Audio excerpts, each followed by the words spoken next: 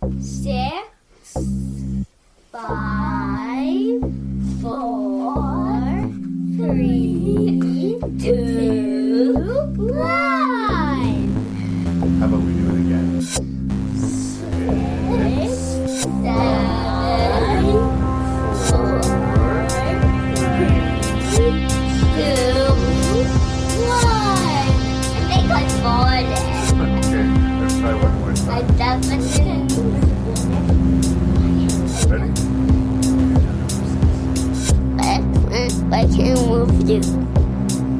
Making review. Making review.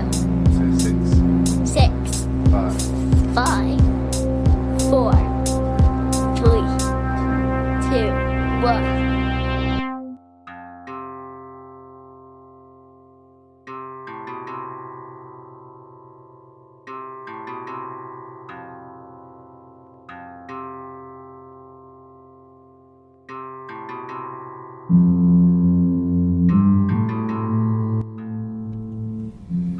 Hello and welcome to Rank and Review episode 223. And what a treat you have plugged into your ear cavities this particular time.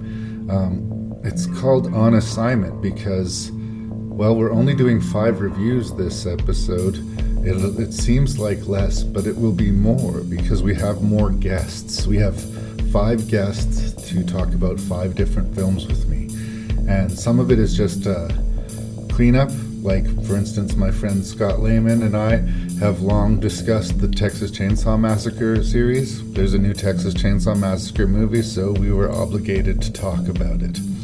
Raylee Perkins was promised the opportunity to review and discuss Pighunt, so that dream came to fruition this episode.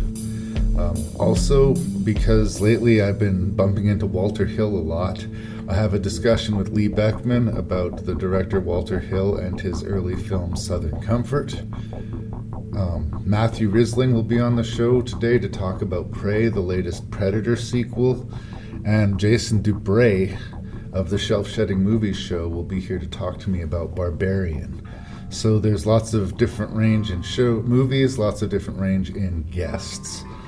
But because this particular episode has such recent films, Prey, Texas Chainsaw Massacre 2022, and Barbarian, all of them being mere months old by the time this episode drops, I'm going to hit harder than usual my warning about spoilers and about, well, content, coarse language. I mean, we're all adults. You can handle me saying some bad words every now and then. But I don't want to be the guy that wrecks a movie with you for spoilers. And most of the times we're talking about movies 5, 10, 15, 20 or more years old. And I feel like people who listen to the show, you know, they've had their swing at this. They know what they're going into. And you know what you're going into today, kids. And that means if you don't want the new Texas Chainsaw Massacre spoiled, if you don't want Prey spoiled, and most especially Barbarian, since it's so dependent on its reveals, if you don't want that spoiled, maybe check those movies out before you check out this podcast. But thank you ever so much for checking out this podcast, and make sure you check out the website for this podcast, which is rankandreview.ca, ranknreview.ca. Feedback you can send to rankandreview@gmail.com. That's ranknreview@gmail.com. I appreciate your ears. I appreciate you telling anyone else about the podcast who you think might like it. And let's get on with Rank and Review 223 On Assignment.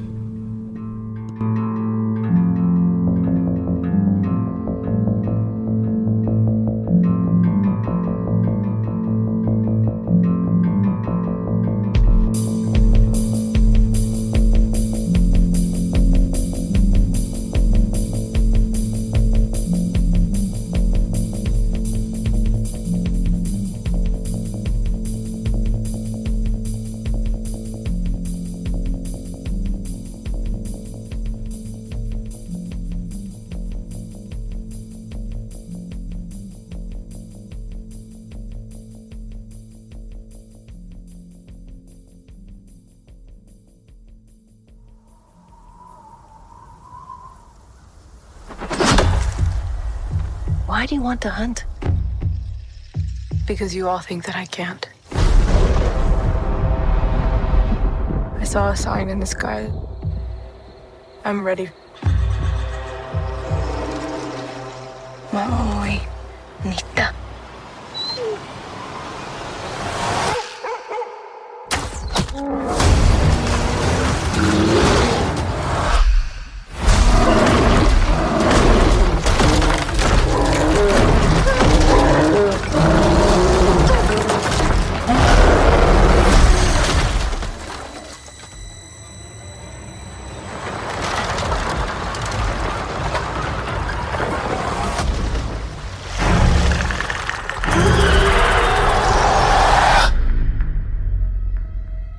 There's something out there. I'm coming with you. You can't. I'm trying to protect you. Protect me from what?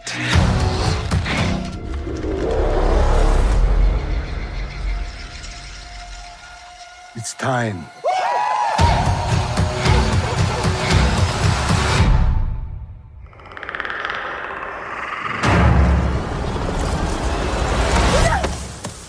I know. Well, like maybe that's a good place to start. Where are you with the Predator franchise? Like, have you been following it? Do you care about it? I mean, it was hard to ever miss the Arnold Schwarzenegger original.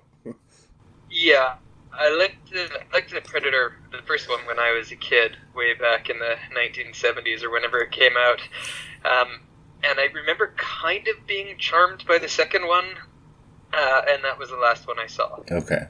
Well, the most recent Predator movie was especially disappointing because it was Shane Black who had done, The Nice Guys and Kiss Kiss Bang Bang, and who had punched up the script on the original Predator. So all of us Predator fanboys who'd sort of been following it more or less from 1987 onward got all excited thinking this is one of the original creators and it was going to be amazing. And it was like this weird comedy that he released. And I don't know, it was not a satisfying meal. So I like that they took Predator in a different direction. But I also like that we're going to come at this review from different places. Because I've seen most of the Predator movies, maybe not counting Alien vs. Predator, usually within a few weeks of their being released. I am, I guess, something of a fan of the franchise.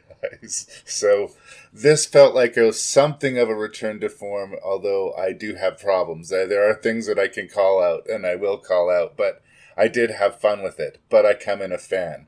You do not, so... Yeah, actually, what it reminded me of is a series of comics that the Dark Horse label was doing in the 90s, where they would have, like, Jonah Hex versus zombies, or Lone Ranger and Tonto versus, like, Cthulhu worm monsters. And I actually quite like the idea of putting Predator in a historical situation. One of the early Dark Horse comics that one of my friends had that I paged through was talking about how Predators visited Earth in different times, and there was like a panel where it was in World War I in the trenches, and I was like, yeah, I like the idea of you might as well just use this monster and just put it in different wacky places.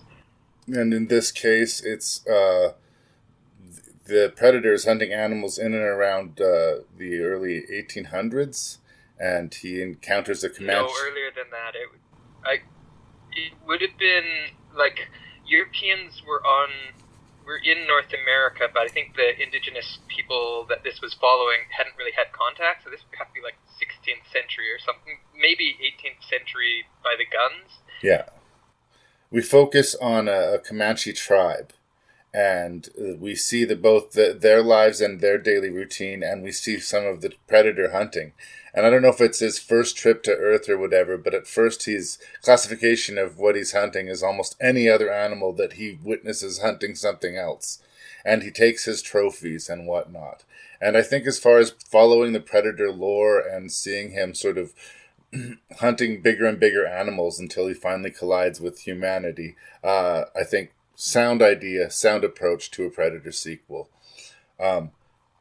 I think that they needed some consistency in their world that they were creating here. There were some things that were weirdly not lining up in their approach to how they told the story. And like what kind of things?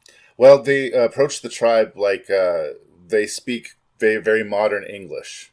Obviously, that's not what they would be speaking at the time, but for the sake of us, they do that.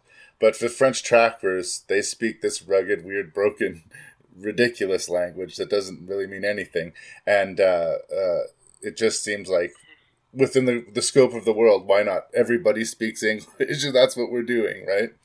Or, I don't know, subtitles. I kind of got... Sorry, I'm interrupting. There's a Skype lag, so if I'm interrupting you, it's not just because I'm being a dick about it. I still love you. I thought they were doing it Hunt for Red October style, where,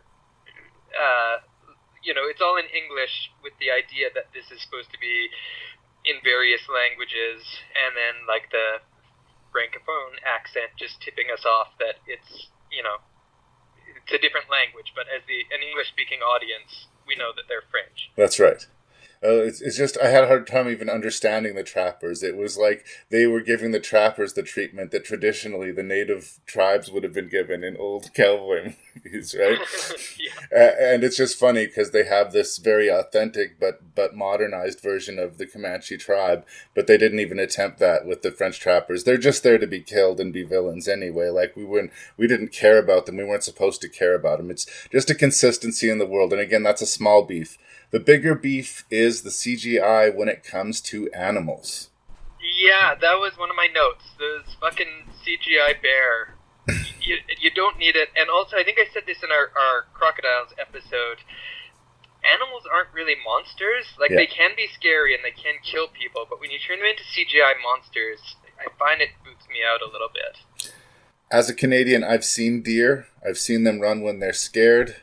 I know what they look like, and the CGI deer didn't convince me at all.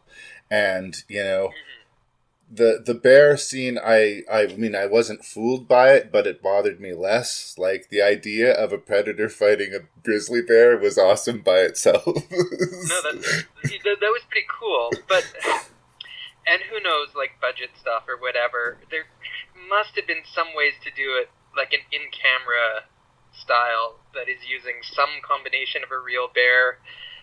There was a Lou Diamond Phillips movie from the 90s, I think, the late 90s, where he played an Inuit and he got attacked by a bear in his igloo, and just like the cuts and the combination of a real bear and like puppet claws, it worked reasonably well.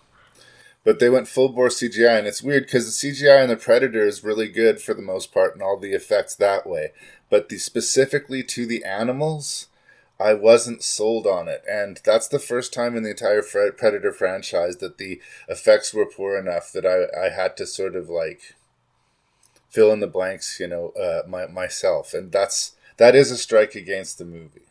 But other than that, I confess that I mostly had a good time with it. I mean, it is certainly not amazing. It's not like the original Predator, but it's much closer to what I thought and imagine in my head a good Predator sequel could and should be than they've been hitting for the last couple swings.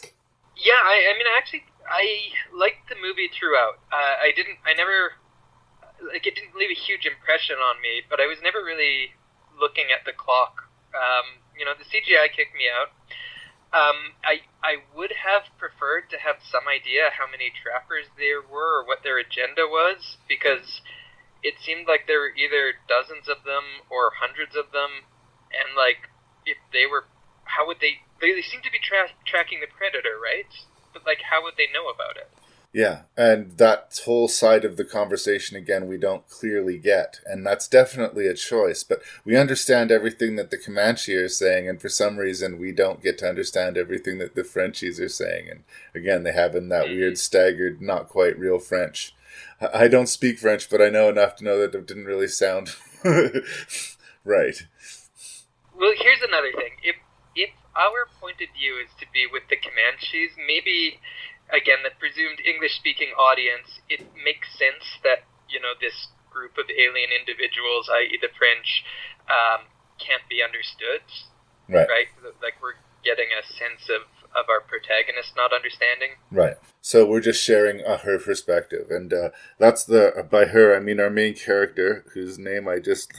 Naru, played by Amber Midthunder. She wants to prove herself a warrior to the tribe. And this big rite of passage to prove yourself a warrior is to be able to hunt an animal that is capable of hunting you. And she's trying to convince the tribe that there's something new on the block, something else is out there, and of course this is the predator. And again, we, like I said at the beginning, we sort of see her perspective trying to prove herself a warrior, and this predator here obviously trying to collect trophies and prove himself a hunter, and their inevitable collision. I found her very easy to cheer for. I really liked her brother. In the entire series of the Predator movies, like of things that I never thought I'd see, somebody shooting the Predator with a bow and arrow, pulling an arrow out of the Predator, and then using that same arrow to shoot it again. I mean, there's some great badass moments here, and like that all definitely works. But it's weird because it feels on one hand completely authentic, but then it's, like I say, got that modern hip energy to it that is, you know, sort of tips its hand openly that it sort of has its cake and eats it too that way. Yeah, I quite liked her as a protagonist. One of the notes that I have, well, there's a couple of notes that I have. One, I thought it was pretty well foreshadowed without it getting annoying about that kind of herb lowering the blood of that one warrior that had been hurt. It's going to make him cold, but he's going to survive. It wasn't like a cheap payoff later. I thought that was, and just generally, I really liked how often she failed at things. So by the time she became a badass towards the end, it's like, oh, we saw her try this and it failed, and then she learned from it. Okay, like it's for the most part, I thought they developed her skills really well. I do think she did a little bit too much gymnastic flipping towards the end. That reminded me a little bit of the second Jurassic Park movie in an irritating way, but I would let that go. I will go with you with the cooling of the blood thing, but I think she figures out the helmet thing really quickly too. Like, I watched it twice, and the second time I kind of got how she'd figured out the helmet. The first time I watched the movie, I was like, what? How did she know what? How did that happen? But you know what they could have done? Oh, sorry.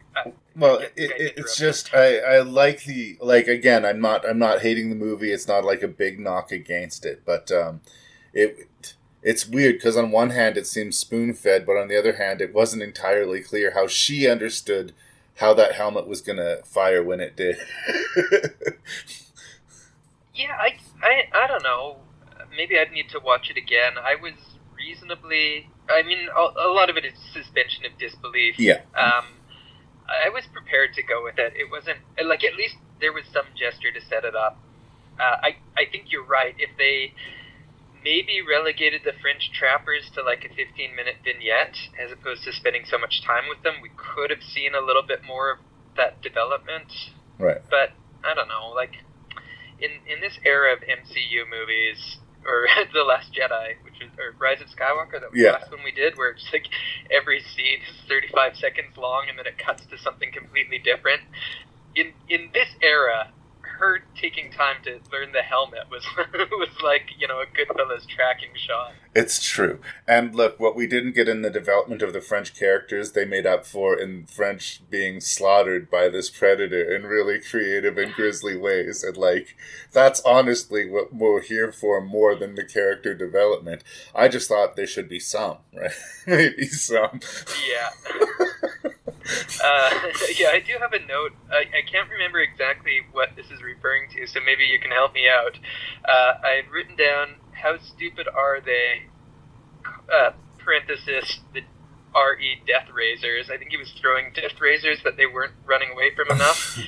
But then there was a long shot where it was like panned away from the fight, and we just got a long shot, and you could see the trees falling down. Yeah. That implied that the death razors went through them and the trees, which I like the tree shot quite a lot.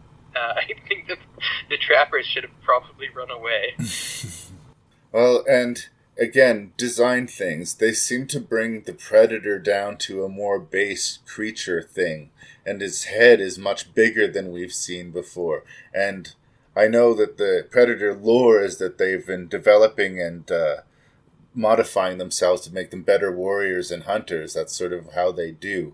And I guess this was that iteration this many generations back, but it's a much more bestial predator, like I don't know. This amusing image I have of like a predator back home after a hunt, looking at all his human skulls on the wall, sitting on an armchair, smoking a cigar. You know, this predator wouldn't be that way to me.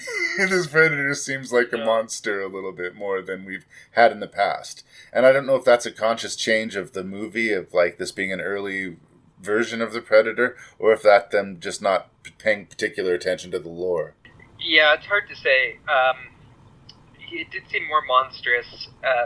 Another one of my notes was that its code of honor didn't seem particularly robust. You know, like if it's going to the future in Los Angeles in the second one, or like the middle of the jungle fighting commandos, that's one thing. But like a teenage girl with a bow and arrow, that's like considering a porcupine a deadly prey, you know, or like the Frenchmen with their muskets. They just have no choice. No chance. That wolf or coyote that he kills at the beginning is not like a threat to him in any way at all. He's just a hunter. I mean, he could be just like collecting spiders. Yeah. His only rule is it can kill other things. Yeah. Yeah, that's true. Spiders are one of the most notorious, if that's what the measure you're putting on it. But it's not as badass to have a predator fly through space, you know. And she's a very different choice than Arnold Schwarzenegger or Adrian Brody or Danny Glover, you know, like as a protagonist. Like you said, she failed enough that we were like, oh, God, she needs a win. We want a win for her. And that element of the movie absolutely works.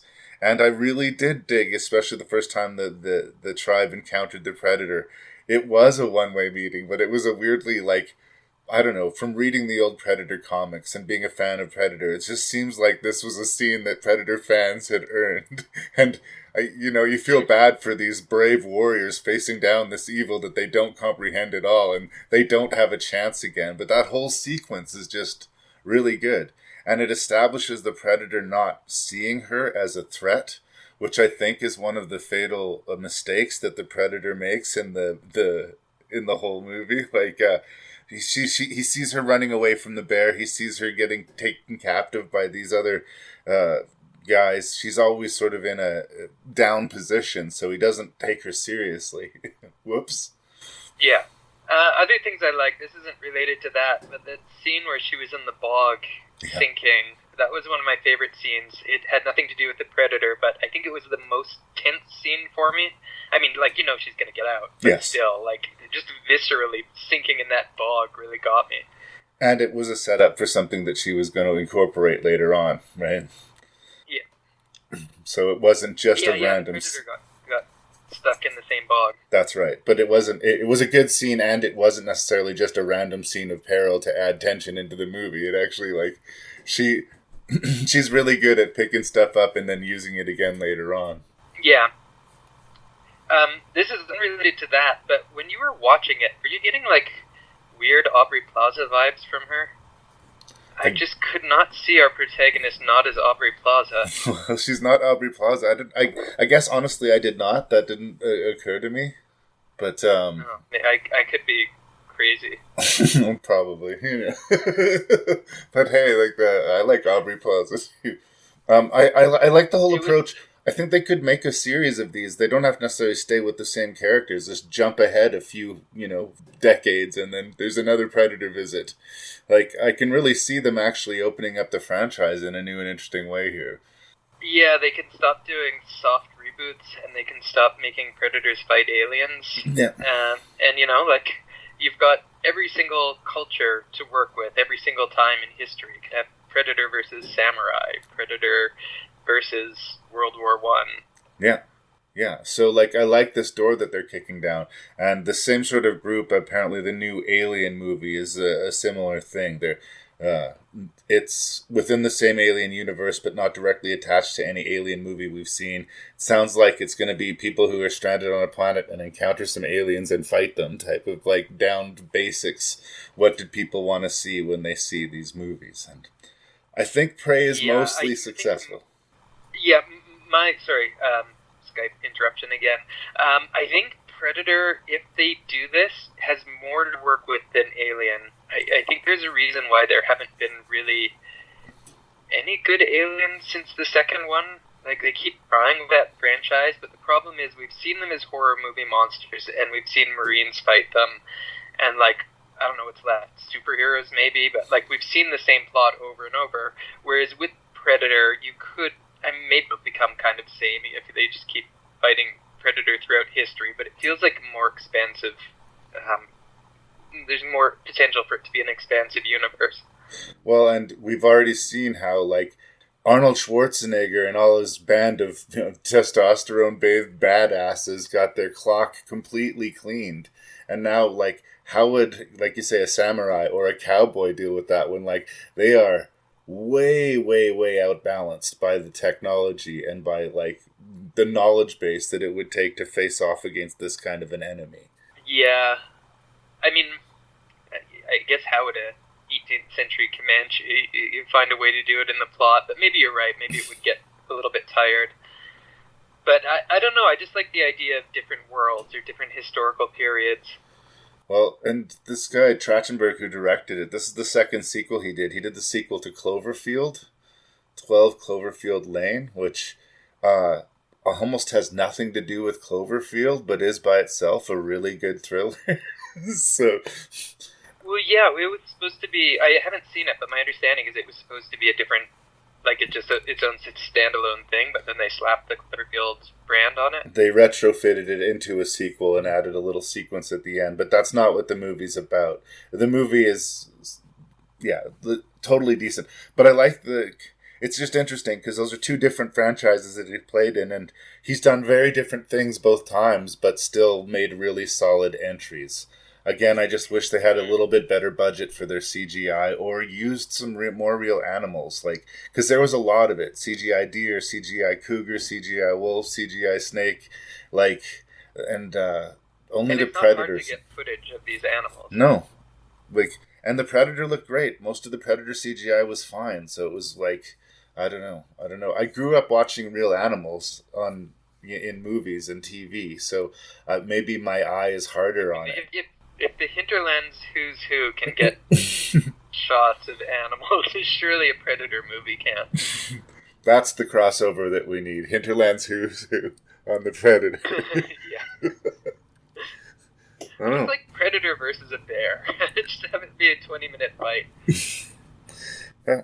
So we're mostly agreed. We liked it. It was positive, not perfect. Yeah, I would give it, like, it's a right in B range. I think the first thing I started this conversation with was that I was glad I went back to my notes because I didn't have strong memories of it. But going back to my notes, like, yeah, most of it's pretty positive. Yeah. No, I liked it. And, like, I'm forgiving. I called out the flaws that I saw, but I enjoyed it. I will watch the movie again. I'm sure I'll watch it with my boys at some point. Like, it does deliver the goods that I want from a Predator movie. They said they know where the hogs are. Let's do it to it. He gets in close. I want to see that big pig bleed.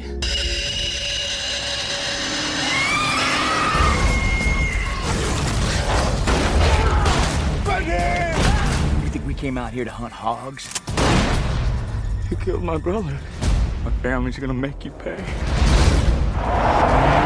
Jake went to get his clan. We've got to get out of here fast.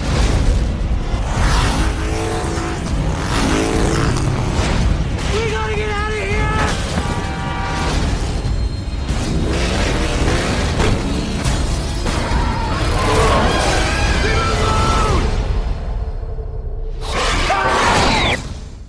Once upon a time, Raylee Perkins and I did this episode of RNR on creatures, and we were going to do this movie Pighunt, but she couldn't get her hands to it, and she got all worked up and excited about Pighunt, and we ended up doing the episode. So excited. So excited. And so we ended up doing the episode without it, but I promised her no one else would review Pighunt except for Raylee Perkins. And this is a double-edged sword because, well, now it's all been built up to you. So I was worried that maybe you would be disappointed by the actual reality of Pighunt as compared to what you may or may not have built up in your mind. So, Raylee, lovely it is to speak with you. What did you think of Pighunt, finally? Well, I have to say, it wasn't at all what I was expecting, and I wouldn't actually classify it as a creature movie. Maybe, and so maybe it was good that it wasn't on a creature movie. It wasn't meant to list be. that we did together. I mean, there's definitely a creature in the movie. Eventually. Sometimes. At Yeah. that point, yes. But I wouldn't necessarily say that it's the focal point of the movie, maybe? Well, I don't know. What do you think? Would you classify it as a creature movie? Well, you did, because you put it on the creature list. the movie classifies itself, I think, as a creature movie. It's called Pighunt. The cover is this big, huge wild boar with blood dripping off of its tusks. And Yeah, that's why I'm excited. and it opens with a guy being killed by this boar, but we don't see the boar. We just sort of see him screaming and yelling. So I would accuse the movie of false advertising. This is the movie's directed by the same guy who did a Canadian-made werewolf movie called Skinwalkers and cult classic Jason X, Jason in Space. Really? That's right. This was his last movie, and I think in a weird way his most professional movie. Like,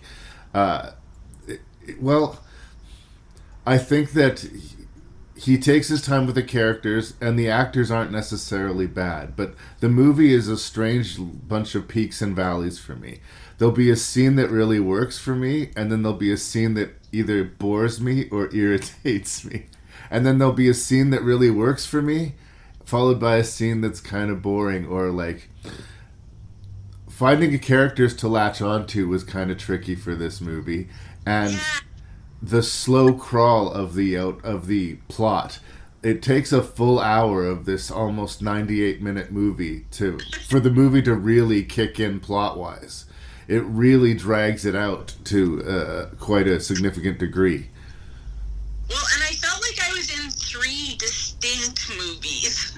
Like, that there are like kind of three separate ideas happening that eventually merge at the end, but I was like, what is, like, it took me a long time to be like, what is even, who are these people? What is happening? Well, And then when the friends are all dressed in like the army fatigue clothing, and then like you find out that they actually aren't like in the army at all, and I was like, I thought they were military. What do you mean they're not military? Like, they kind of preface themselves as these military army guys, but they really weren't. They were just like dressed in camo, basically. Yeah, they like camouflage, they like playing with guns, they like being out in the bush. The main character was an army guy. Yes. Like, the main hero. But the rest of his friends weren't. They just dressed in army gear. And then, so I was just like, I think maybe that's why it took so long to get going, is because it was developing like three sort of distinct plot lines throughout the movie. Well, main through plot, this group of friends is going to go boar hunting, and I don't find a lot of them super engaging. They're a little bit gung-ho, they're a little bit, it's fairly stock character country here. But you know, I'm not into that country vibe, and I don't like that they're hazing the girlfriend who's being dragged along, or who, it just, They were dicks to her. they were very much dicks to her, to the point where like I was having trouble, like, this is the group we're supposed to be cheering for. Because then we have these hayseed characters, including Les Claypool of Primus, who also contributed to the soundtrack of this movie. Makes sense. And they're these like proud hill folk. It's not that they feel like these city folks think that they're better than they are. It's that they think that they're better than the city folks. Yeah. And then we have, I think, the least convincing and the worst acted wing of the film, the cultists living in the woods. Hippie costume group. Yeah, they have a big weed field out there in the woods, and they are giving sacrifices to this giant boar.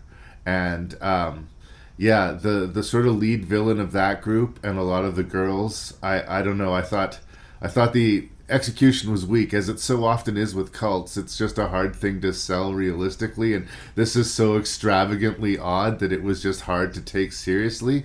And yet, with all of these weird pieces, the movie is very straight-faced. Like, it's not a goofy horror movie. They're trying to get under your skin.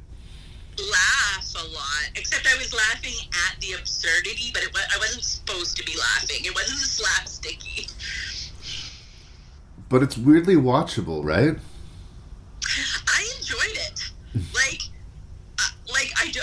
I always, and I've talked about this in your podcast before, I often will be like, who can I recommend this movie to?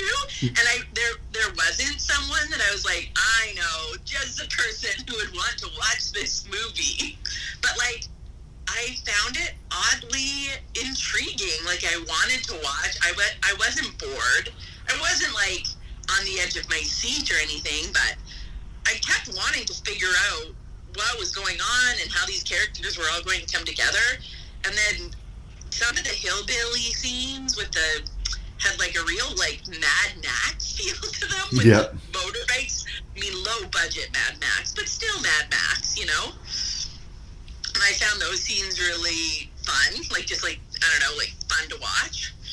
But I didn't hate the movie. It wasn't a creature movie, which is what I was going in. That's right. It was going to be. False advertising, and I did call that out at the start of this, and I definitely do believe it to be guilty of that. But it's strangely well considered at times. Like, this is why I think like it's his best made movie. Early in the movie, they find this baby deer carcass in the woods, and they all sort of gather around it, and they have this top-down shot as they like first look at it and then walk away, and it's just this lonely carcass in the woods. Later in the movie, when arguably one of the only truly likable characters of the group, the innocent of the group, is murdered by the hillbillies, they repeat that shot again. They're all huddled around his body, and they all back away, and they do this top-down shot of our character. And I wasn't devastated by the moment necessarily, but it was handled really well. And like with the dog, like I was very upset. Oh yeah, of course the dog. Yeah. The horror movies always have to mess with the dog. And there are times where even the weekend areas of it sort of charm me. At the very beginning, we see this guy get killed by a pig. Well, we don't. We see him reacting to being mauled by this pig, and then blood slowly dripping onto the screen. And I smiled, and I'm like, they don't have the budget to show us the gore yet, so this is just a tactic to get us into the movie. So I was on their side. And then the scene's immediately followed by these two ridiculous hippie cult chicks riding together on a horse. Like, not prepared for, like, being in the forest at all. Like, nothing real about this scene. And so I laughed, but I was also sort of charmed by the goofiness of that as well. Like, I was cheering for the movie, I guess. On some level, I because I wanted the movie to be good, lots of it worked for me. I think my big complaint is, as I've said, it takes too long to really get going. And, I think they should have leaned into the crazy and leaned into maybe the funny a little bit. I do think that the cult is absurd. I do think the hillfolk people are absurd. And I think that we could have at least laughed at our characters if they were making some kind of statement about their shitty behavior. But everything is played so straight that it sort of sucks a little bit of the fun that could be there. And even at the gas station, when they have the first confrontation with the lead cult guy, and like it was just the scene didn't do what it needed to do. It just felt like awkward. Like there was definitely like they were trying to set up this tension and weirdness between the groups, and it was there, but like they could have developed that scene so much more, and then it just like ended, and you were like, what the hell? What the hell? So they kept saying through the whole thing, what the hell is going on here? Who are these people? Like, what is happening? I did really love, though, that the one friend who's, like, not a hunter at all, who's the owner of the dog. Yeah. I, like, most sympathized with him. Yeah. He was, like, and then when he runs off, he goes, I think I saw some mushrooms back. I think there were chanterelles back there. I was like, That would be me. I would be on this like wild boar hunt with these like violent people. Be like, I think I saw some lightning on this tree back here. I'm gonna go check it out and like leave. Make some nice coffee over the fire. Like that would totally be me in this movie. No, they definitely try to make us sympathetic with that character. So like they really set up the devastating moment that I was talking about. He actually. He tries not to be too judgmental of the hill folk, and he does offer them coffee, and he is at least attempting to be warm with them. Yes. Yeah. But yeah, we have the culture clash between those two groups, which leads to a death, which leads to a blood vengeance from the hill folk to be chasing them down. And then they run into the cult, and then, finally, we get to this giant pig. And there's a couple of shots where we see it full on big, but for the most part, it's close up of the maw of this thing. Like it's a lot of setup to this, I think, decent enough payoff. Like I'm not saying that I didn't get my money's worth, but I don't know. Maybe they needed a different title or a different take or a different something. Like, yeah, for a movie called Pighunt, there needs to be a lot more of pig hunting going on. Yeah. Not people hunting and like other people, you know? But it gets suitably gory by that point, and a couple of characters who, you know, we've at least been following for a long time. It's not a quick thing. Like, they're badly mauled and then, like, left to sort of drip for a while, and then the boar comes back to feed some more. It's not a good thing that we're bearing witness to. And it's weirdly, like, it's been violent before this point, but we had, like, a strangely bloodless decapitation scene, and we had, like, we had little bursts of violence, but, like, the real viscera, they saved for the big climax. Yeah, and I mean, that scene in the, like, arena, or whatever you want to call it, at the cult, Yeah. it was a good scene with everybody kind of watching, and then they were, you know, like, who was going to die, you kind of didn't know, like, I don't want to say tense, but I was, like, apprehensive about how it was all going to play out at the end when it finally got to that point. Well, and successful pig hunt, I guess, at the end of the day. Yeah, I mean, would watch again, you know? I am glad that we stuck to it, and we kept putting this on, and I was busy, and you were busy, and we finally did it. Yeah. I'm really glad I got to talk about the movie and watch it, because I don't know if I would have had the opportunity otherwise. True that, and I certainly don't want to necessarily oversell it. Like, for every really strong scene, there's a kind of blah scene or even a kind of a bad scene. But the movie has this weird workable charm to it, and I do think that it more succeeds than fails, but I don't want to oversell it. We were excited for a different movie, but instead of rejecting the movie that we got, we accepted the movie that we got, because we're disciplined film critics. Very. Is there anything else you'd like to say about Pighunt? Nope, just glad I got the opportunity to finally talk about it.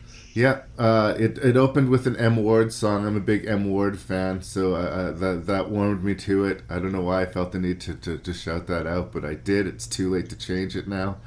Yeah, I mean, I think it's a specific meal, but for those of you who this sounds interesting, check it out if you can find it, because it seems to have vanished off the face of the planet. Mrs. Hardesty. Sally? I'm afraid your old friend's back. 50 years I've been waiting for this night. Just to see him again. Who? Leatherface.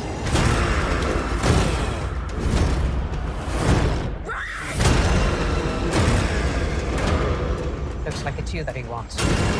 I'm not gonna let him kill you. Fear no evil. Fear no evil.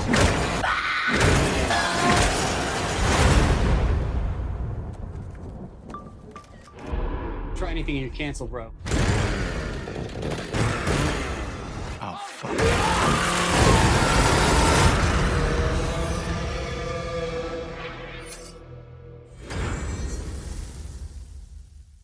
Okay, before I start, fuck you, Netflix. Wow.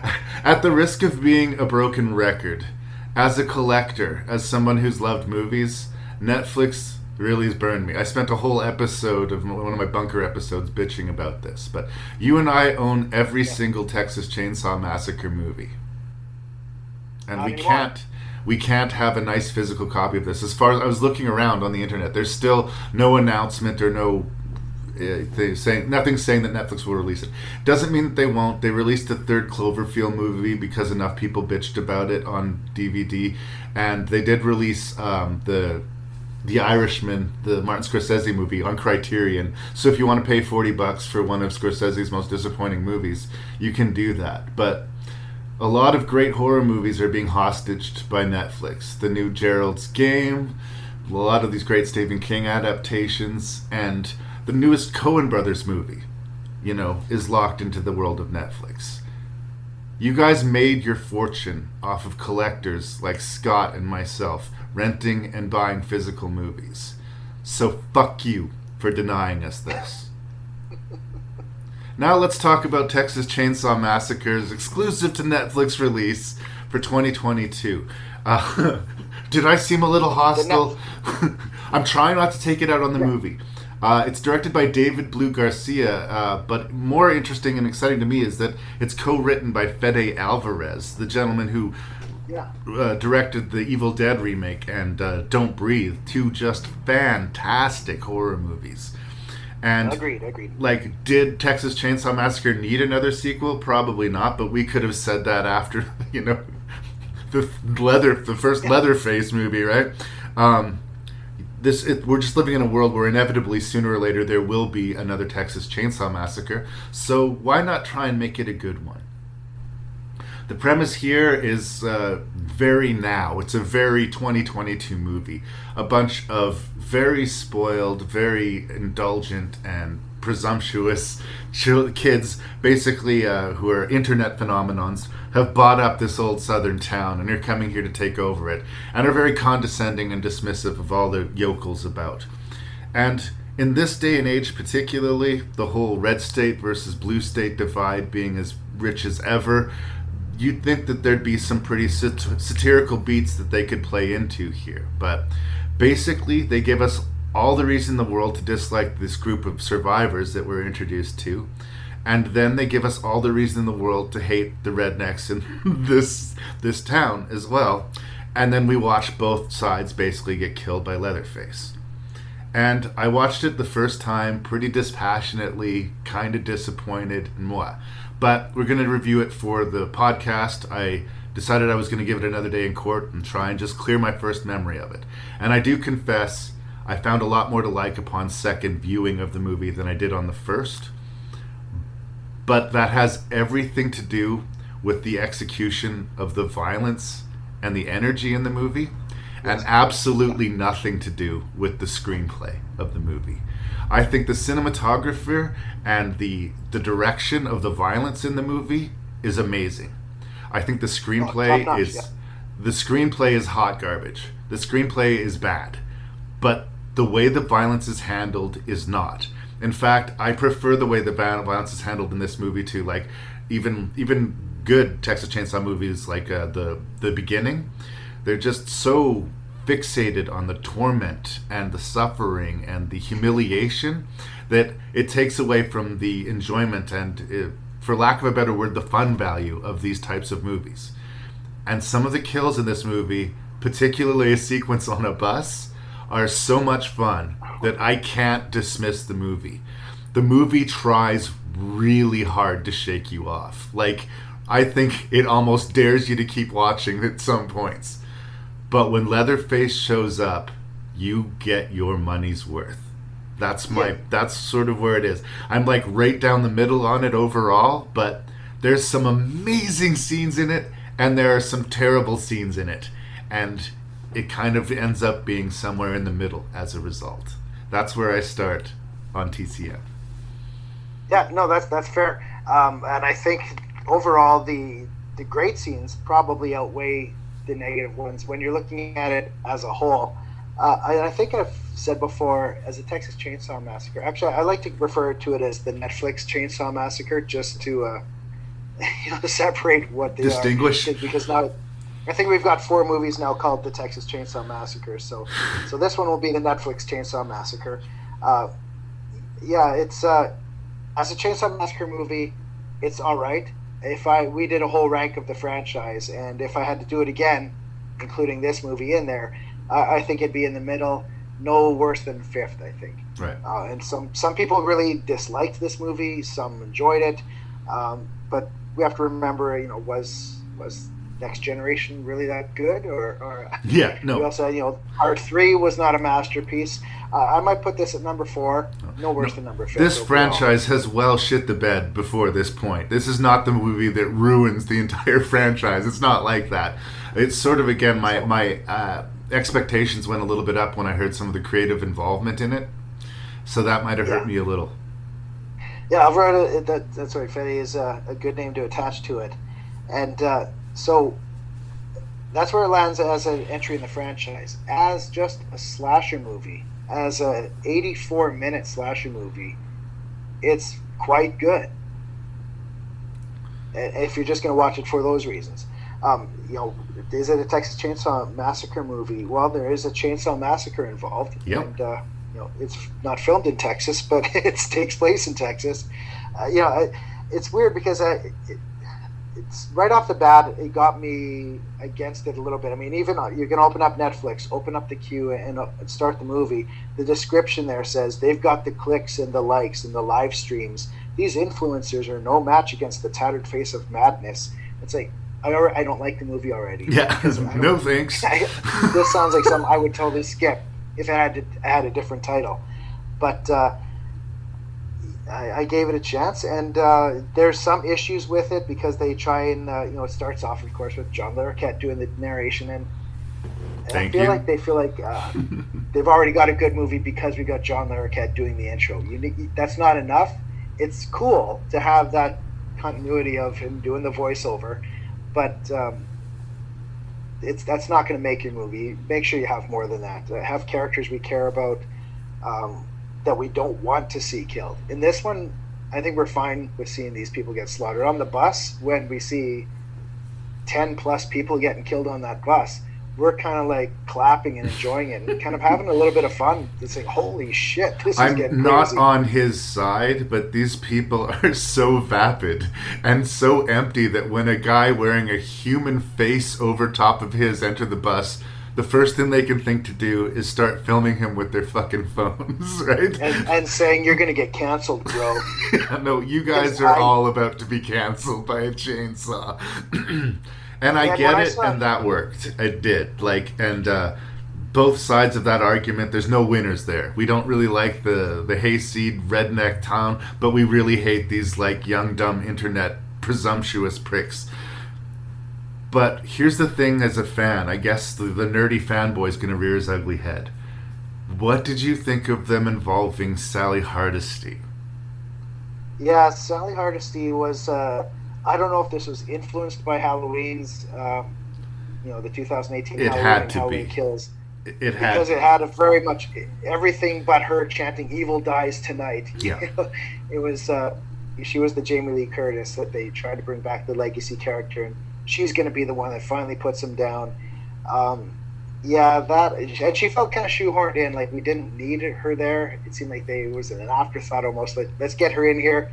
That is the biggest fuck you of the movie to the fans, I think. Personally, as somebody who's watched all of the Texas Chainsaw Massacre movies multiple times, first of all, if you're going to bring back the legacy character, you want to bring back the actress. Now, I realize that the actress had died, okay? That being the case, don't fucking do it. And if you are going to do it, if this is how you're going to use the character, she has a stare down with Leatherface, and they seem to recognize each other, and he doesn't kill her. He opts not to kill her. He walks away. She re-engages, and it costs her life in a dramatic way. And now Sally is no longer the hero. These fucking loser internet obsessed, YouTube channel dicks are our heroes. And like, I think the redemption of the movie is I'm going to jump to the end of the movie. I know this is a 2022 movie, so if you haven't seen it, big spoilers coming up for the Netflix Texas Chainsaw Massacre. The two sisters are about to get out of town in the very last frames of the movie, and Leatherface charges the car and pulls out basically who's been our main protagonist, pulls her out of the car and cuts her head off. Full frame as we see it go down, and her sister is screaming hysterical in the car. He starts doing his dance with the chainsaw in the head. Abrupt cut to credits. Man, did I like that ending.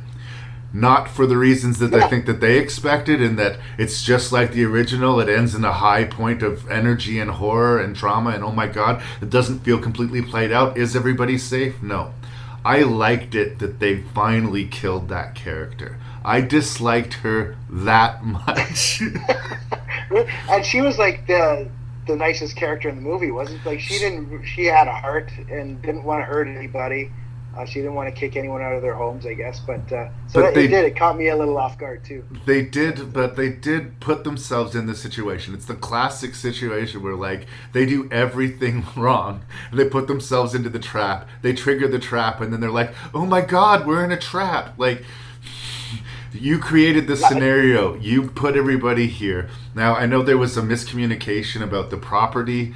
They owned everything except for the house that Leatherface was in, and that's really like a stupid miscommunication. Like, they tried to sort of fudge over it, but really these kids were presumptuous and dickish. Not that they deserved death, but like, I found it puzzling that these were our protagonists, that we were supposed to relate to / cheer for them. So it wasn't, maybe I overstated saying that I'm celebrating her death, but I was not devastated by her death. I wasn't like, oh no, right?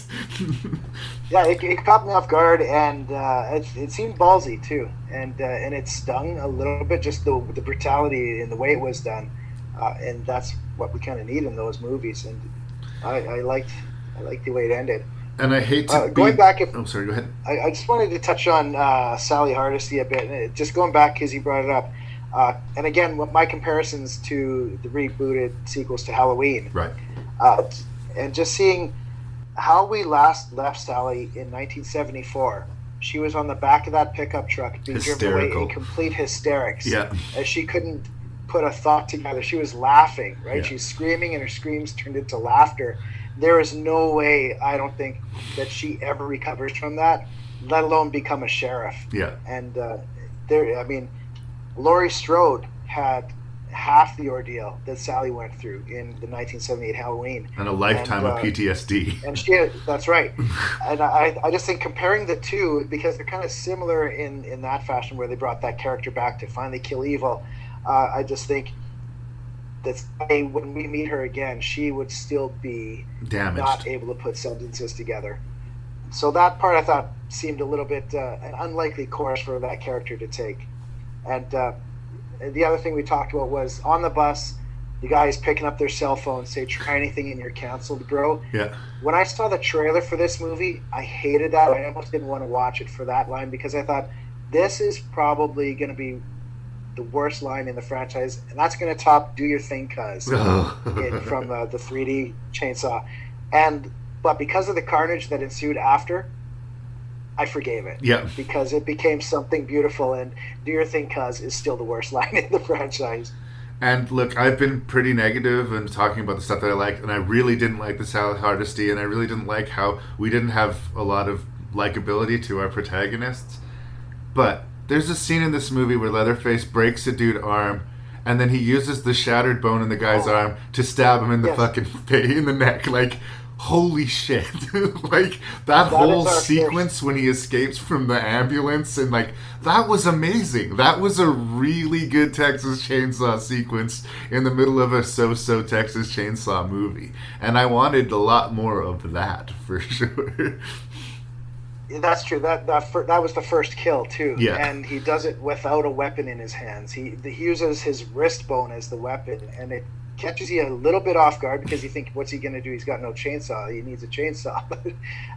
And he just breaks the guy's wrist, and that is brutal. And the scene that shortly after, where he's cutting off his mother's face and deciding, all right, I'm doing this now.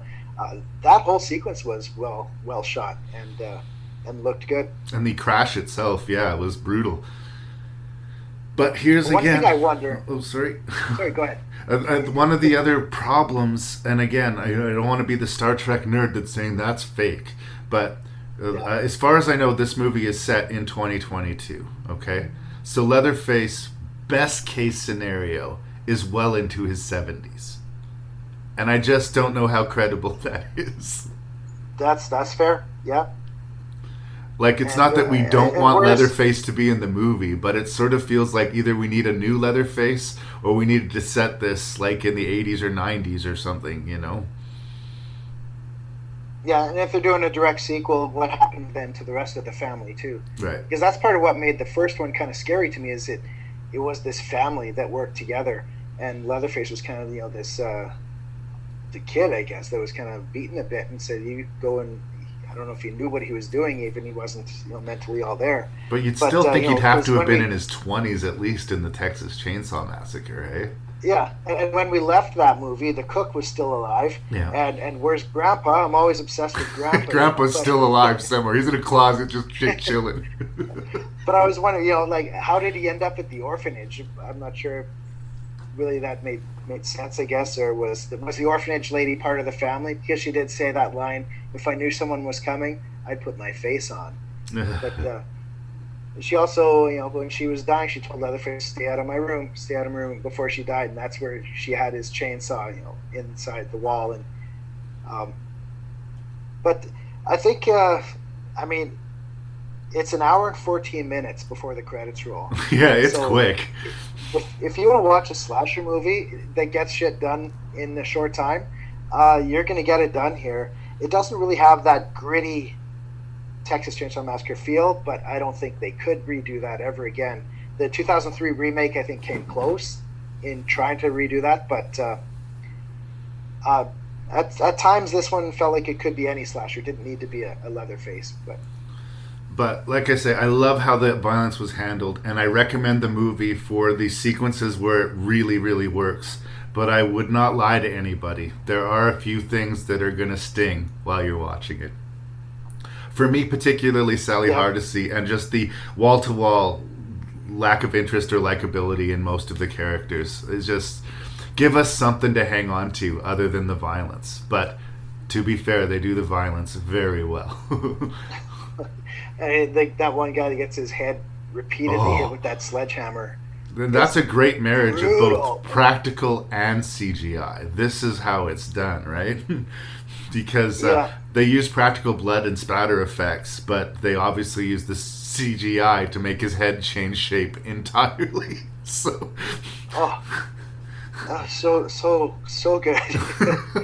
So I don't know. It's a tough movie to review because it's a slasher movie that's part of a long-running franchise that's had its ups and downs. And, it's not the highest point, but it is far from the worst in this franchise. And it's one that I wish I could put on a shelf and complete this collection because I do enjoy it. The second time I watched it, I enjoyed it more, knowing that these pricks are going to get killed. But, And to finish where I started, as far as Netflix goes, I am no longer subscribed to Netflix as of this moment. And there is apparently going to be more Texas Chainsaw Massacres, but I have a friend who can acquire the movies for me online. I will continue to watch Texas Chainsaw Massacre, but I will not continue to support Netflix. You dicks. See, I'm happy at least they'll still produce stuff like this. Yep. Although if they didn't, I'm sure someone else would. That's I true. Guess that's the key. So, I don't know. I don't know where to stand on it.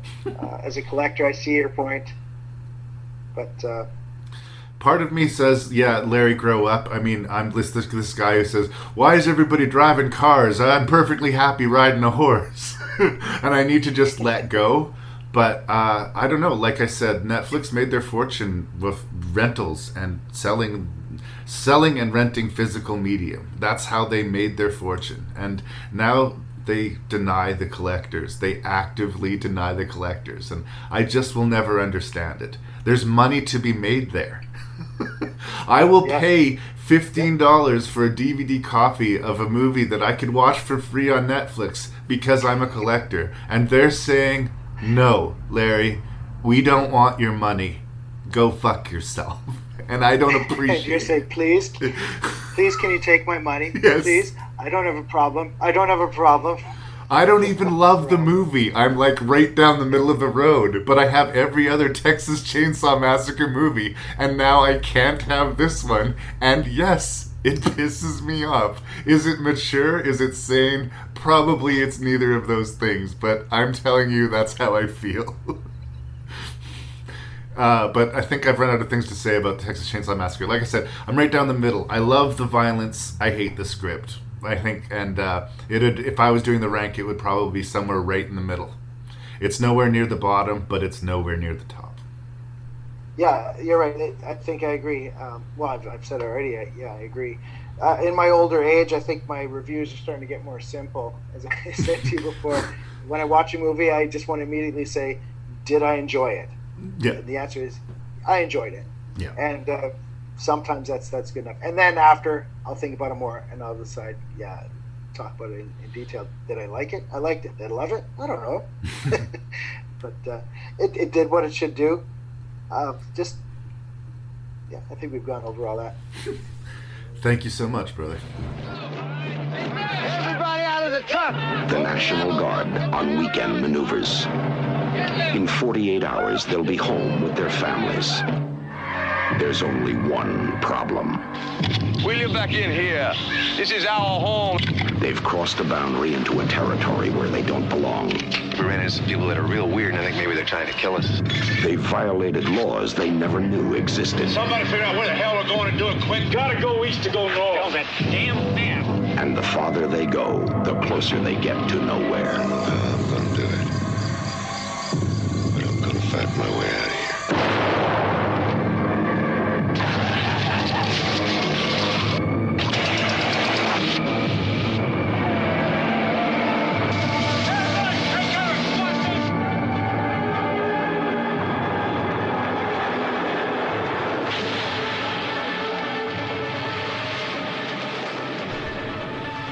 So I'm a fan of Walter Hill, but I have not seen all of his movies, particularly some of his earlier ones.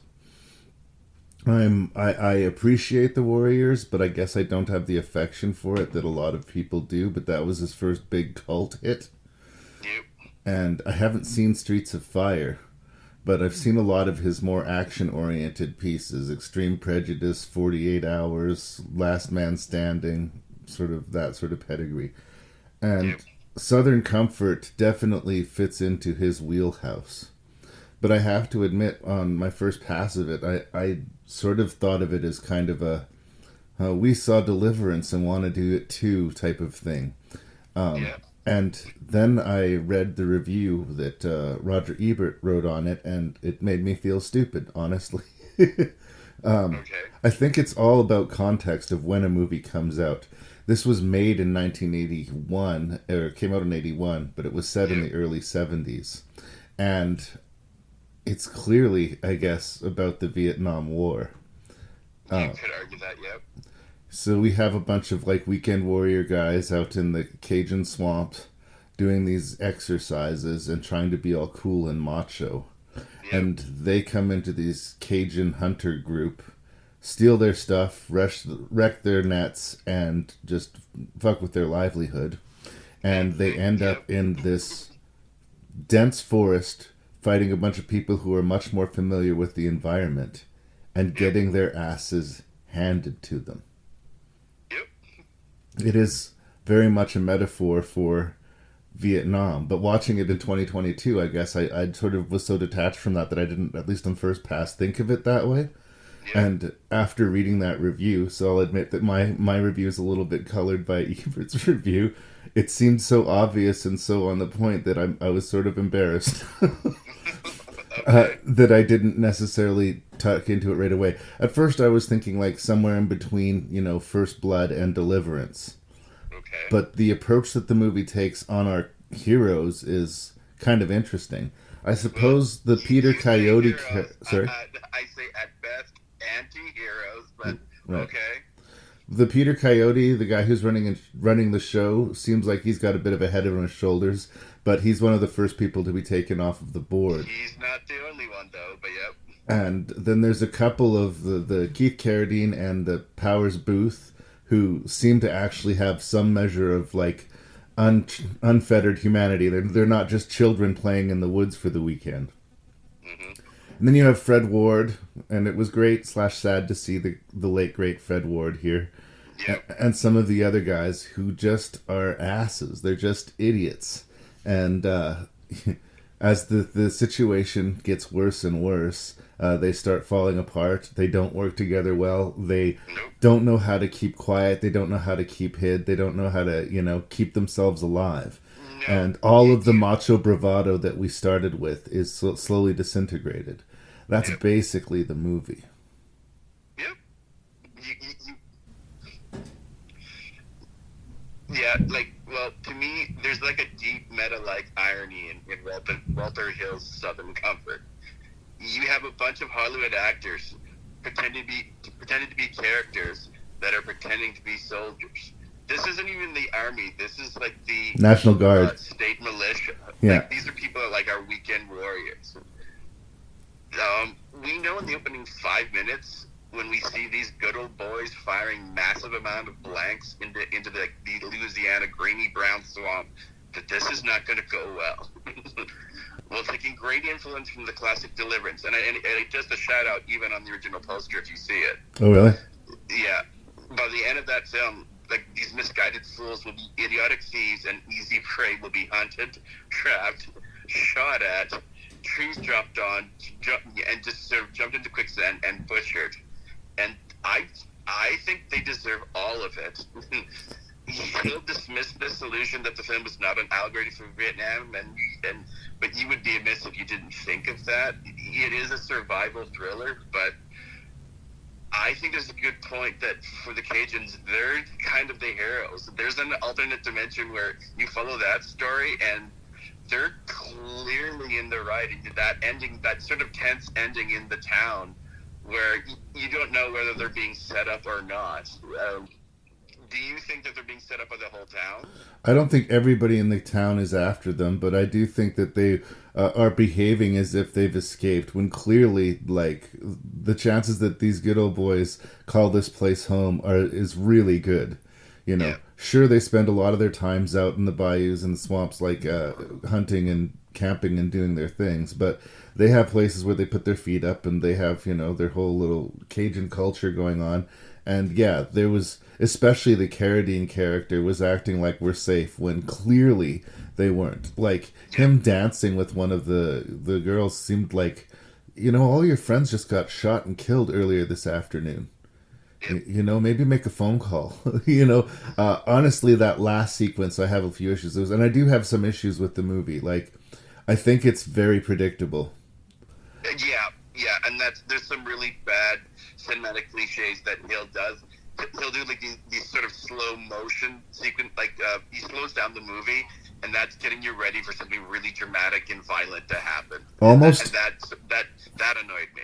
Almost every time a major character is killed, we move into slow motion. It made me think of Zack Snyder a little bit, although, again, it was less common when this was doing, and it was sort of like a choice to present the violence and action in a very sort of stylized way, and I can appreciate that, and I think, again, it might have had more impact in 1981 than it does today, but I just felt the repetition of it, oh, here he goes, and he's hit, and he slowly falls into the water, right?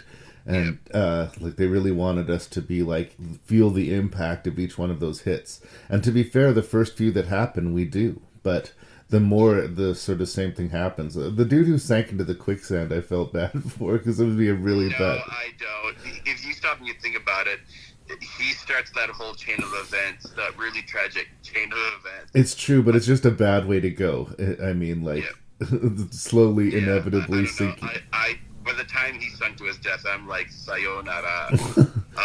I think one thing that ultimately saves this movie, because you could say that this is your routine survival thriller, but it's so well made the cast of character actors, like you mentioned, of course, Keith Carradine, Powers Booth, Peter Coyote's death is shocking.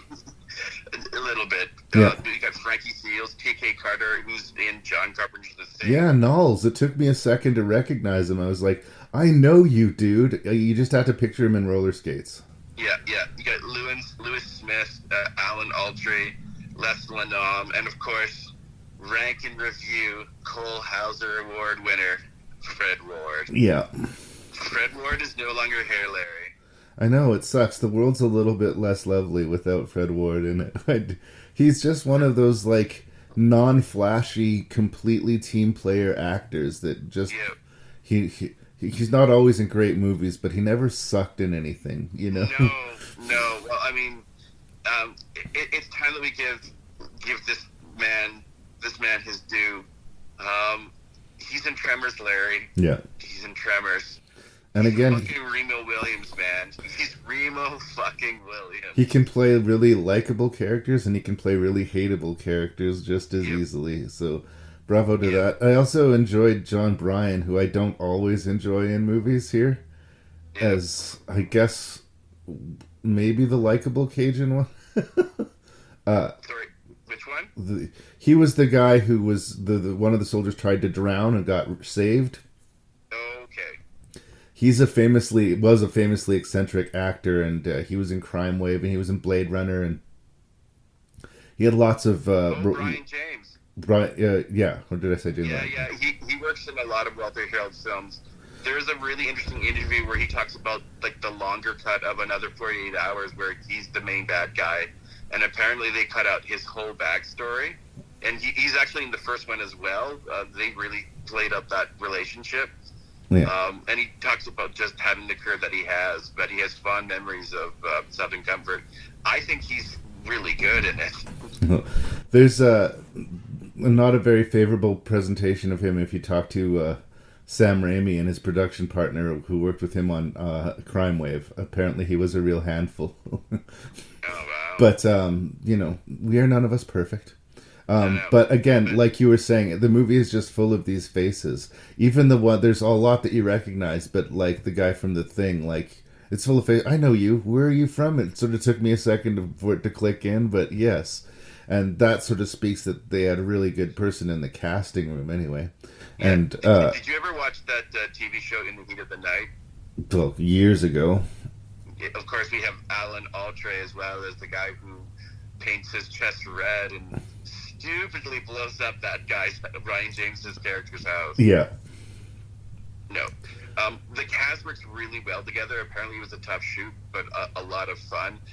It's beautifully shot by DP Andrew Lazio, and it's done so well with that great, neat soundtrack by Ry Cooder, which has that sort of slide going with his guitar and other rhythm guitar. That soundtrack is amazing. But again, very, very sort of copy-paste element from Deliverance in that respect. But it's not quite the horror movie that Deliverance is, and in Deliverance we're sort of scared for the characters. In this one, we're a little bit indifferent to their fate. And I think that distinguishes the movie, especially at the time of John Rambo and stuff like that, where the vets were, being put up on a bit of a pedestal, and, they've been wronged, and they're wounded, and they deserve our support. There's truth to that, but there's also truth to the yeehaw, boy howdy, I want to blow shit up until I realize, boy, this is actually scary and dangerous. Maybe I don't like this. Maybe I'm not good at this.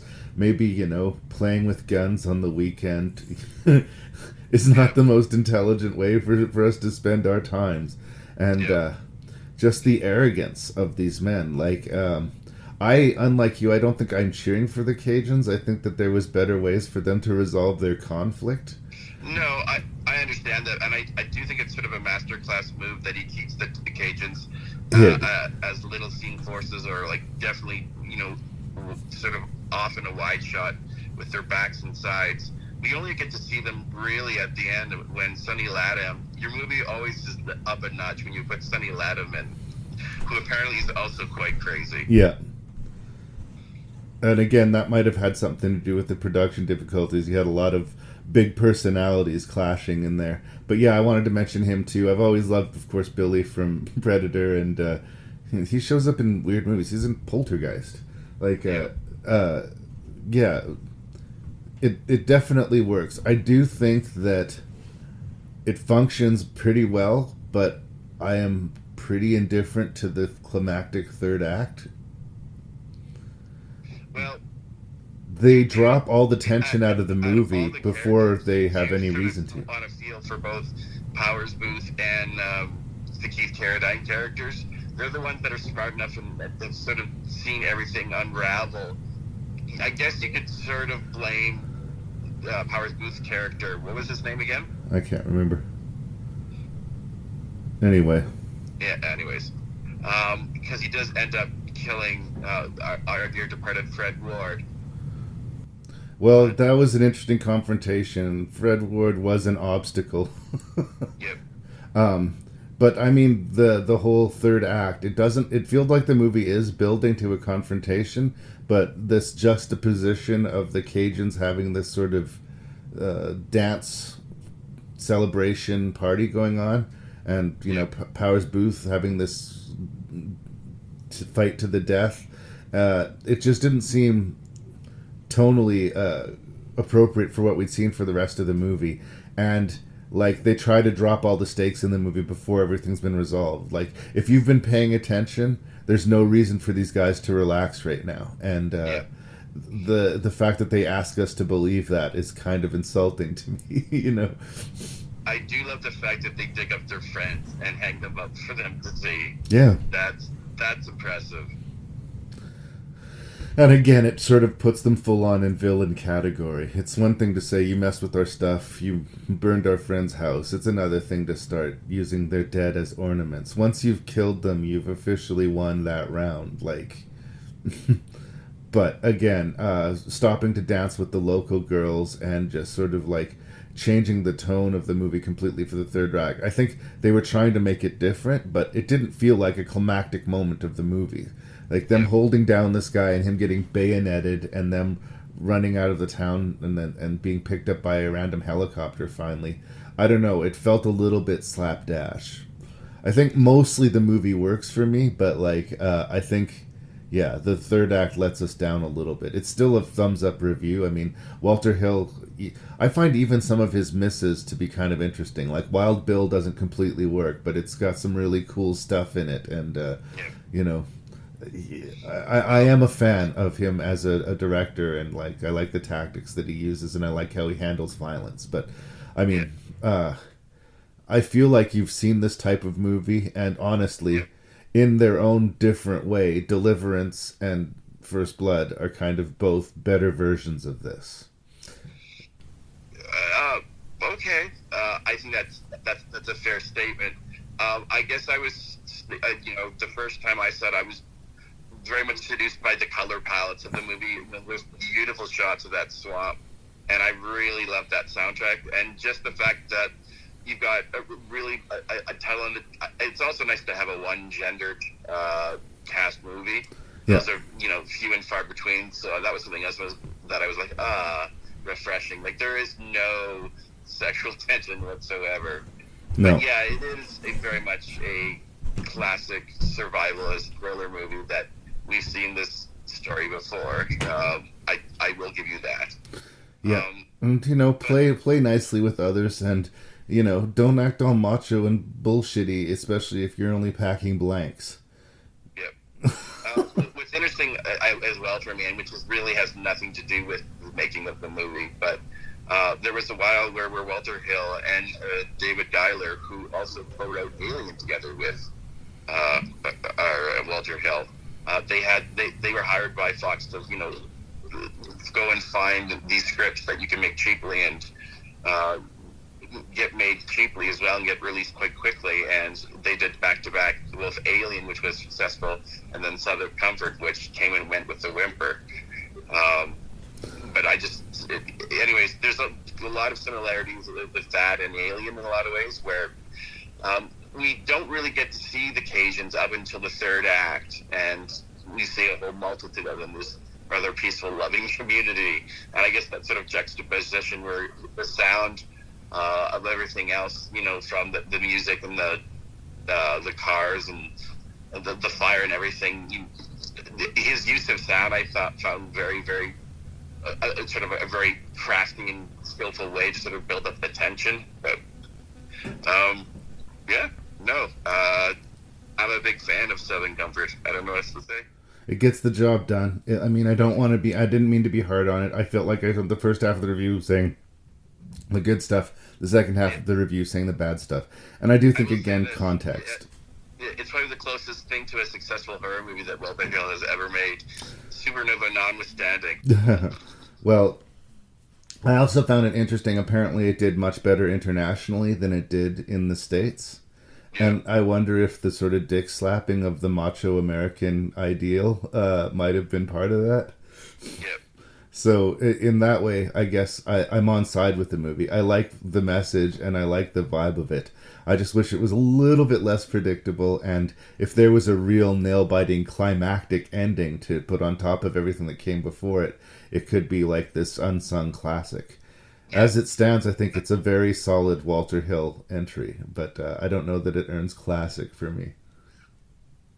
Fair enough. Good enough, brother? I think so.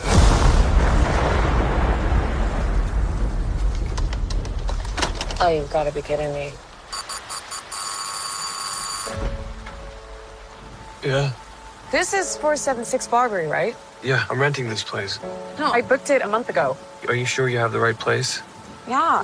What am I supposed to do? Why don't you come inside, and we'll call these idiots.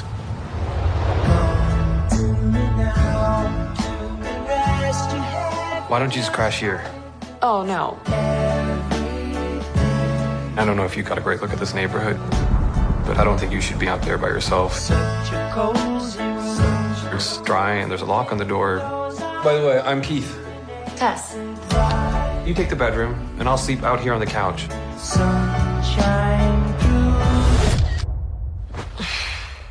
God.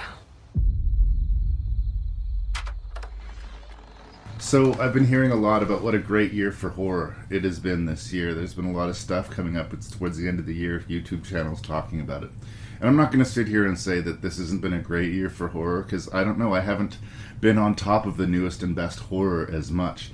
This episode that we're now talking about is the most modern horror in it, in that we talk about Prey, the new Predator movie, and we've talked about the new Texas Chainsaw movie.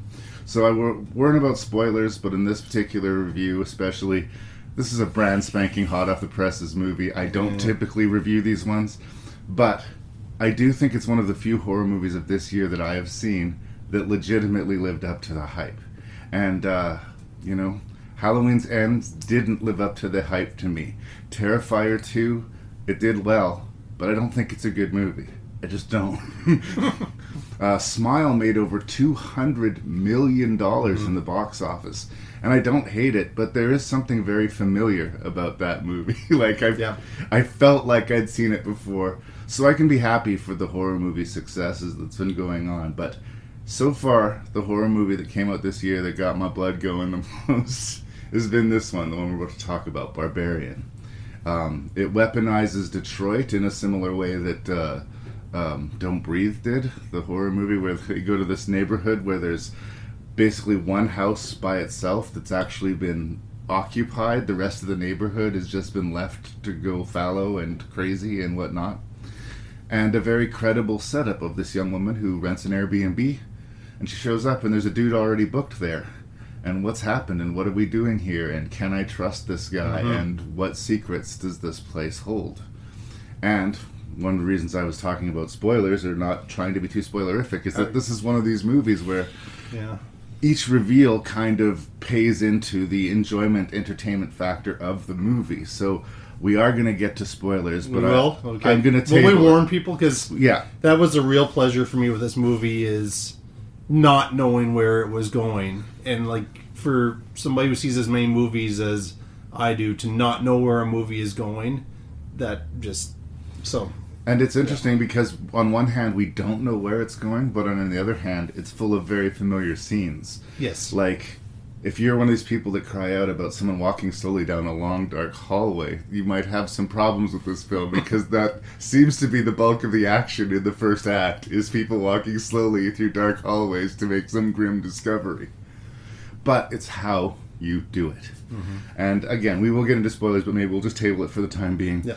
I appreciate the way that the movie jumps its narrative sort of chord. We're following one character for a while, and then we sort of jump the needle on the record, and we follow another character for a while, and then these two characters meet up again. I like that structurally as a story, and like I say, I like that I can see its influences, but cannot necessarily predict it. So that's where I start with Barbarian before we get to the meat and potatoes. And I think after I saw this, I don't know if I sent the message to you. I sent it to... It was on Facebook, I think. Yeah, I probably put it on Facebook and to Scott Lehman and another buddy of mine, where we're working out this other show about October. And it was in the middle of October when I saw it. I said, you whether it fits with the themes that Scott put or whatever, you need to check out Barbarian. I'm debating a bit. I actually have. I think it has been a good year for horror. There's some I haven't seen, but I have 2 or 3 that I'm contemplating on putting in my 10 best list, because I'm a nerd and I do a top 10 best list at the end of the year. And yeah, Barbarian and one other movie are very close. I don't think it's one that you're reviewing for this episode, but I just felt, there's a couple things, and on a rewatch of it for this, it's not a perfect movie, and I think maybe it's one, if you watch it too many times, you're gonna start to see a few of the problems. Yet then, even after that, I thought about it, and I was kind of trying to argue for the movie, or say, okay, that's that, but that's a trope for this particular genre or whatever. And it's just a sign I really love the movie. But it's that very thing that you talked about, was, the switches, those needle leaks. Jumps, and the timing of it. I mean, I haven't seen anything that Zach Krager, the writer-director, has done before this. But I'm intrigued with what he's going to do next. He's mainly done comedy. He's part of the Whitest Kids You Know troupe. Yeah, I had heard of this, but I've never seen it, so I don't know anything about it, really. It's a sketch comedy troupe. I go really hot and cold on sketch comedy. I believe it's very mood specific. Yeah. So, I'd seen it and kind of been nonplussed by it, but I mean, I don't think they got a fair day in court for me, right? So, I'm not going to judge that. But I do like that he comes from a comedy background, because, as I've said before, comedy and horror actually kind of hold hands. And they're both very difficult to pull off successfully. But his... Sorry, just... It's the editing as well. I mean, the cut to the next section is always brilliant. It's this moment where we think something else is going to happen, and then... Oh, we're taking this in a different direction. I mean, this is kind of high praise from me. It's almost like it's not as good as Tarantino, but what Tarantino was kind of doing to surprise his audiences in the 90s, particularly, where you thought you were going along with one thing, and it turns out to be something completely different, and then the pieces kind of come together. I guess I'm a sucker for screenplays like that, but that's what I really like about this. He wants to keep us on our toes. Yes. And to a priority of making it more important to keep us on our toes, to make some of the stuff in the story actually make sense. There's a homeless person who for some reason knows all of the secrets of the house. Mm-hmm. We don't know why, but he thinks the best way to warn this woman is to run at her full tilt, screaming, "Lady! Lady! Lady!" After she's been warned about, you're in a rough neighborhood, you shouldn't be staying there. His approach doesn't make sense. No, it doesn't. Upon revisiting the movie. Yes. But when you're watching the movie for the first time and you're already worried for her, you're like, oh, Jesus, what now? What now? And it's fine. The casting of 2 of the main characters, Bill Skarsgård, who we're all fried from now because of his performance from Pennywise. Yeah. We're sort of somehow just built to not trust him, which is very helpful for that character. And then Justin Long, who, with the exception of Tusk, almost always plays warm, friendly guys. And he's the protagonist of this movie. Yeah. Everything that we learn about him, he becomes a more terrible individual. And every decision he makes and everything he does makes him a more terrible individual as the movie progresses. And it's interesting because we're expecting that from Sarsgaard, but we're not necessarily expecting it from Justin Long. And they kind of use that against us in the movie, which it's more a surface thing, but I appreciate his interest in messing with us. It's smart casting.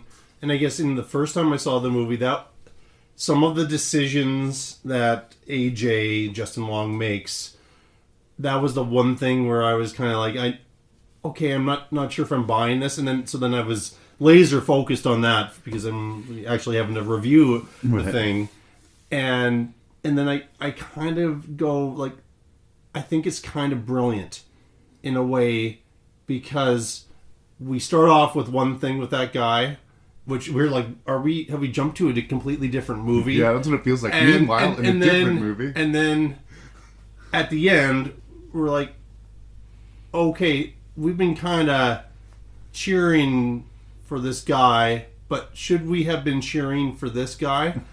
And probably our film's monster is actually kind of sweet and has this very strange, again, not to spoil the ending, but this really unusual, tender moment just before a brilliant cut to the end of the film. I mean, again, completely in love with this movie, and so you'll. I'm just going to say one more thing, and then I think we'll just give them the chance to stop the review and not have spoilers, and then we'll get into the spoilers. I like the sort of modern vibe of this in that it's a believable quote-unquote scenario until it's not. Like, booking an Airbnb in a different city and showing up there and there's somebody already there, that's a very credible thing that could happen in this day and age of like people not keeping track of the properties. Justin Long knows he owns property in Detroit. He doesn't know where it is. He doesn't know like who's managing it, right? Yeah. And I thought you're talking about him not being scared and walking down the hallways with his measuring tape. I thought that whole sequence with him and his measuring tape was actually hilarious. Because it is, because he's trying to make money. Exactly. He's trying to get himself out of the situation he's in. All he sees with this property is dollar signs. He doesn't see a hidden torture room. He sees more floor space. He doesn't see a secret rock dungeon in the basement. He sees more floor space, and he just gets out his tape measure, and he's not fazed by it. And you're not sure if you can believe it, but I just kept laughing. Like, dude, what are you doing? If he is that self-absorbed, then it makes sense. But yeah, and that's where because Long can be very funny. Yeah. And again, this writer-director comes from a comedy background, so there are some like just awkward, painful, but it's in the realm of it could be comedic or it could be horrific beats in this film, in the performance as well, and I think that's where we kind of see that background play out best. So I do think that for me the comic beats worked, but I would understand someone saying, oh come on. We'd also already done the scene where like our female protagonist finds the room, finds the rope, finds the door, we'd already discovered all these rooms, so we weren't going to be sort of re-frightened by them. So the retaking of it is he's just got his tape measure out. I don't know. And just before, if anybody shuts it off because of the spoilers, just a shout out to Georgina Campbell as Tess. That's right, the central character, and I think she anchors the film well and plays a kind of each section of it. And that beginning sequence doesn't work if we aren't, without her and without us kind of seeing things happen. Yeah. And when the narrative jumps to Justin Long, and I like Justin Long's character and I did laugh, I missed her and wanted to know what was happening with her character, which was deliberate. That's a good... So I do think that works.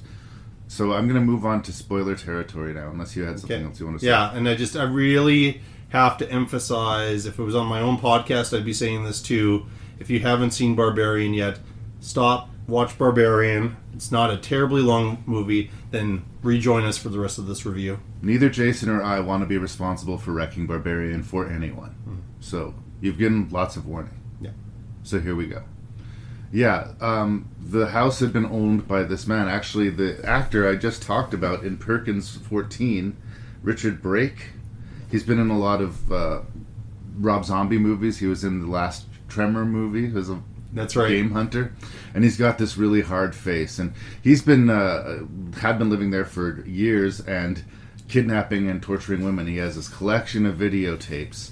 And one of the women he had offspring with, and none of this is totally like told to us in sort of a plot sort of way. We kind of interpret it, but this child has grown up in the darkness of this hidden basement, and the only video they had was like this parenting video, this cartoon parenting video, and this child has grown into this creature, kind of in the vein of the mama creature, in that it's a mom that's hungry to be a mother, but she's not supernatural, she's physically real. And it's got the uncanny valley thing in that it's a man in a prosthetic suit playing the mother character, and there's a lot of, I guess, nudity. Like the suit is made to look like this sort of gangly naked woman, so we got these tig ass biddies bouncing around doing the chasing us all the time. So it's a lot to deal with. But yes, if you take a breath and look at where that character came from and what she wants to do, which is mainly house and feed them, I think it is possible to feel sorry for her. But the actual reality of all of the situation, again, when you step back, after you're done taking the ride and you've caught your breath and you're looking back on all of this, does it all hold together 100%? I'm not sure that it does. But it is an absolutely delicious horror movie while it's happening. And for me, especially in the crop that we've had recently, that was almost enough to get excited about. So, yeah, there's reveals upon reveals upon reveals. Sort of the deeper you get into the house, the more sick the stories become. The Brake guy is still there briefly. We actually see him in a scene. So how this place, I mean, Detroit's the perfect setting. Like, yes, nobody's looking at this neighborhood. No one's looking what's going on. These women have not only just been kidnapped, but they've been forgotten about. So, you know, how credible it is, I don't know. But how credible are most horror movies? I guess at the end of the day. Going to big proper spoilers, not because I want to spoil the whole movie, but because I do think it's a flaw. There's a water tower that they're climbing, I think it is, at the end of the movie. Yeah. And there's a climactic scene in which a character is pushed off the water tower, and they just do this top-down shot of her falling. And I don't know why, to me, it's the fakest shot in the movie. I just don't believe it. It's not. They're trying to extend the moment so we can see what happens and how she's saved and what happened. But by this point in the movie, I'm a little bit, oh dear, we're a little bit off the tracks. But everything that happened before was so strong. Again, I'm willing to take that movie to the finish line. And whatever horror movie or whatever movie this guy decides to do next, I will definitely check out with some measure of interest. And I'm not trying to scare anyone away from watching the movie. I'm just like, it's one of these things where the good in it is so strong, it eclipses any of its flaws. Yeah.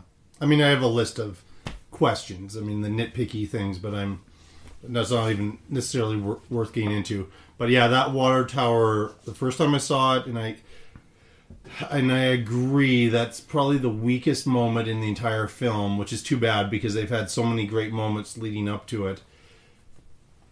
But I do kind of think that still, that the moment after that, the moment at the end, makes up for it almost immediately. And again, I'm just being careful. Maybe just a sucker for how, once again, his timing, use of music, it was all there for the last moment of the film, which made me forgive some choices that it, specifically the Justin Long character makes. Yeah. And just how that whole sequence played out. It just, there's a lot of stuff that isn't that credible about it, but at the same time, it just doesn't matter because it's just how many horror movies that are, you can say, have something original to them. Right.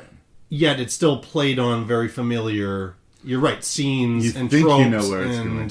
Yeah. Well, and that's the thing. After the movie is when I thought, so was it all based on discovery? Could they have stayed in that house and left and not noticed? If she hadn't found that door and hadn't gone into that room and hadn't found the second door and hadn't gone down, like maybe she would have been fine.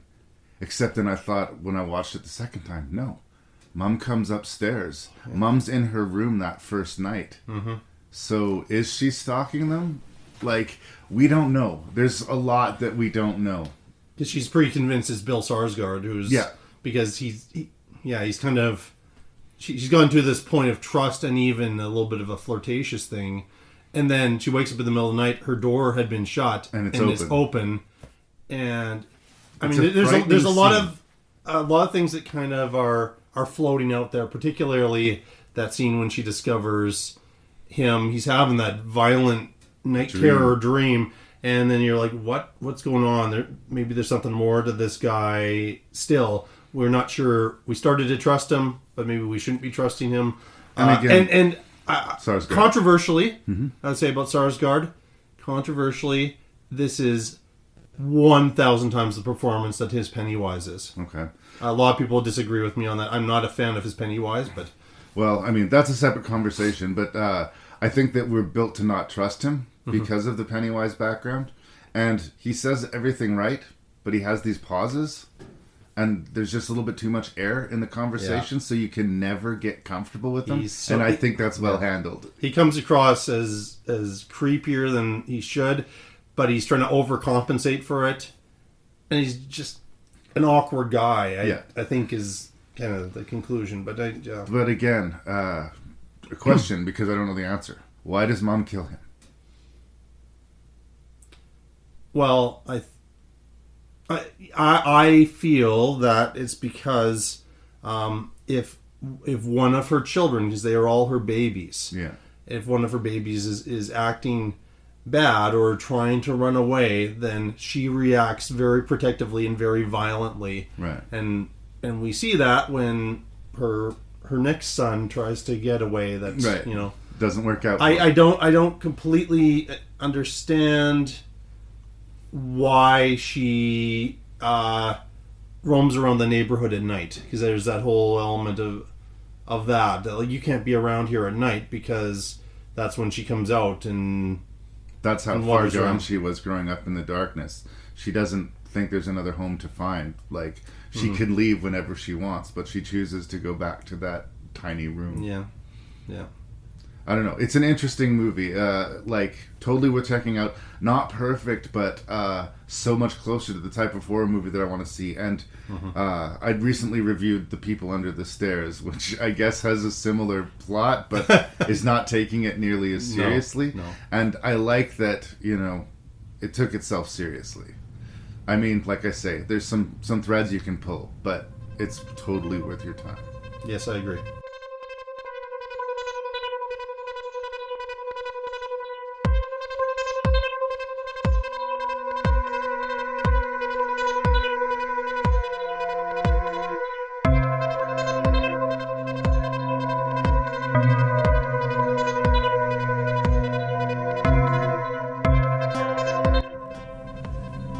And there it was. Another fun-filled episode has been satisfactorily ranked through. I know we're not officially doing ranks, but for those who are interested, if I was forced to rank this list of movies, I would probably go in 5th place, Pighunt, 4th place, Texas Chainsaw Massacre 2022, 3rd place, Southern Comfort, 2nd place, let's say Prey, and in 1st place, I'll give it to Barbarian. None of them perfect movies, but I don't have a guest to bounce my thoughts off of, but that would have been my rank. More exciting news is there's 2 episodes left in the season, and I'm going to tell you right now that you're in for a couple of good ones. And we're going to talk about more Bad Magic with Matthew Risling in episode 224. And the season finale will be Lee Beckmann and yours truly discussing the legend of Jean-Claude Van Damme. If you have feedback to send me on this or any episode, you can send that to rankandreview@gmail.com. That's ranknreview@gmail.com. The website is rankandreview.ca. Please spread the word. Do check out Jason Dubray's podcast, The Shelf Shedding Movie Show. And thank you so much for your time, for your patience, for your ears. This is your host and random Canadian Larry Parsons saying, we'll hear you next time.